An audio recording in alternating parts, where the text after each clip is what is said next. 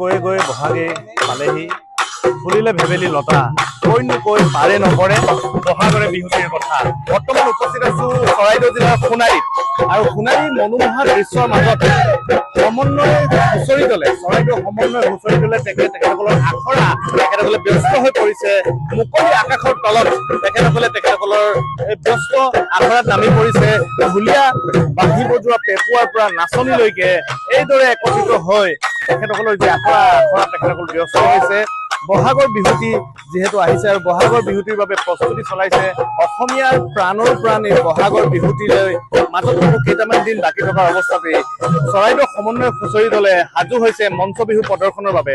বিগত 2টা বছৰে অসমজুৰি বিভিন্ন বিহু মঞ্চত কালকনি সৃষ্টি কৰা সমন্বয় হুঁচৰি বিহু দলৰ বিহুৱতীসকলে এইদৰেই প্ৰত্যেক বছৰে আচলতে তেখেতসকলৰ আখৰা সম্পন্ন কৰে আৰু এইবাৰো অনুৰূপ ধৰণে তেখেতসকলে মনোমোহা চৰাইদেউৰ দৃশ্যৰ মাজত আচলতে প্ৰাকৃতিক দৃশ্যৰ মাজত তেখেতসকলে একদম স্বাভাৱিকভাৱে নিভাঁজভাৱে আচলতে বিহু উপস্থাপন কৰাৰ মানসেৰে এই ধৰণে আগবাঢ়িছে। বিভিন্ন ক্ষেত্ৰত ব্যস্ত থকা এইসমূহ বিহুৱতীয়ে এই বহাগৰ মাজত একত্ৰিত হৈ তেখেতসকল আহে আৰু তেখেতসকল আহি আখৰাত ব্যস্ত হৈ এই সমন্বয় হুঁচৰি দলে প্ৰায় 20ৰ পৰা 30খন মঞ্চত তেওঁলোকে পৰিৱেশন কৰি বিভিন্ন ঠাইত আচলতে পুৰস্কাৰে পুৰস্কৃত হৈ চৰাইদেউলৈ গৌৰৱ কৰি অনা পৰিলক্ষিত হৈছে। আমাৰ মাজত দলপতি আছে, দলপতি দিশু আছে। আমি তেখেতৰ ওচৰলৈ যাওঁ আৰু পোনে পোনে জানিব বিচাৰিম এইবাৰ প্ৰস্তুতি কেনেকুৱা, যিহেতু নিৰ্বাচনো চলি আছে আৰু পৰিকল্পনা কি আছে। নমস্কাৰ। চৰাইদেউ সমন্বয় বিহু দলৰ পৰিয়ালৰ তৰফৰ পৰা আপোনালোকে সকলোলৈকে আমি আগতীয়াকৈ ৰঙালী বিহু যাচিছোঁ। নিৰ্বাচনৰ মাজতে আমাৰ বিহুৰ প্ৰস্তুতি চলি আছে।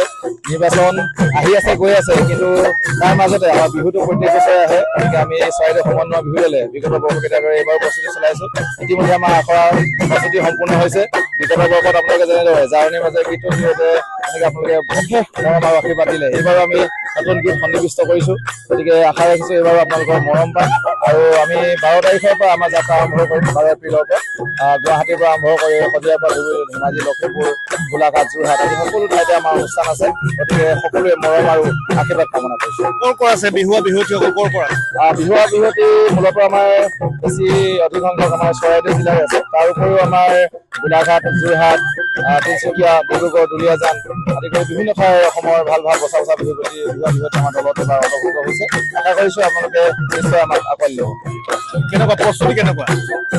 ভালেই চলিছে। আমাৰ 12 মাৰ্চৰ পৰা প্ৰস্তুতি চলি আছে। আশা কৰিছোঁ এইবাৰ দৰ্শকে কিমান মৰম দিয়ে নাজানো, আৰু তথাপিও যোৱা বছৰৰ নিচিনা এইবাৰ মৰম বুটলিব বিচাৰিছোঁ। আপোনালোকে আশীৰ্বাদ কৰিব, সকলোকে মৰম দিব। তোমালোকে দৈনিক কিমান ঘণ্টা আখৰাত ব্যস্ত হৈছে? কিমান ঘণ্টা আপোনাৰ 5-6 ঘণ্টাকে কৰা হৈছে, আৰু তাৰ লগতে আমাৰ কৰ্মশালাও দিয়া হৈছিলে।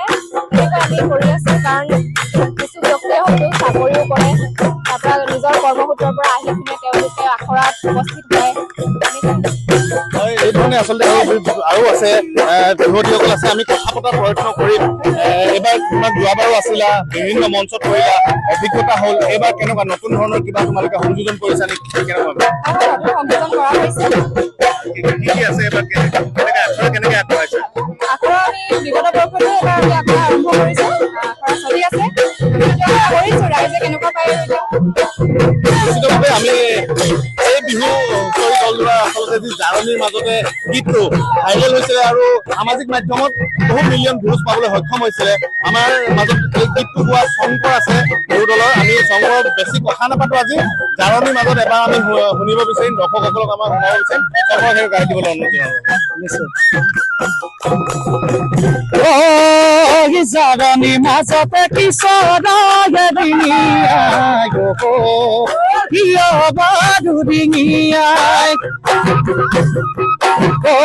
তোৰ মনৰ ভিতৰত কোনে বাৰু জুমি চাই, কিয় বাৰু জুমি চাই।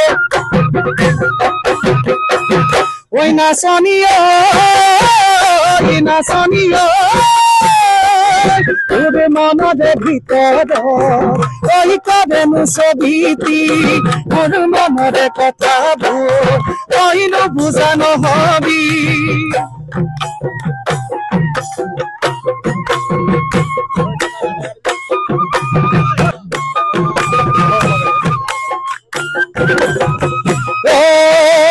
ওই নাচনি শুনা নাই নে ঢোল পেঁপা গগনাৰে মাত ওই নাচনি শুনা নাই নে পুৰি কমলা ওই নাচনি সঁচাকৈয়ে দিবানে তোমাৰ কোমল মিঠা মাত তোমাৰ মিঠা মাতত আছে সদগৰে পাৰিজাত তোমাৰ মিঠা মাতত আছে সদগৰে পাৰিজাত এইদৰে ব্যস্ত চৰাইদেউ সমন্বয় হুঁচৰি দল পথাৰত টঙালি বান্ধিছে আগন্তুক বহাগত প্ৰত্যেকখন বিহু মঞ্চত অসমীয়া বিহু নচাবলৈ। আপুনি বিচৰা বাতৰি পাব কেৱল নিউজ 18 এপত। নিউজ 18 এপ ডাউনলোড কৰিবলৈ স্কেন কৰক এই QR কোড। গুগল প্লে ষ্টৰতো পাব এই নিউজ 18 এপ।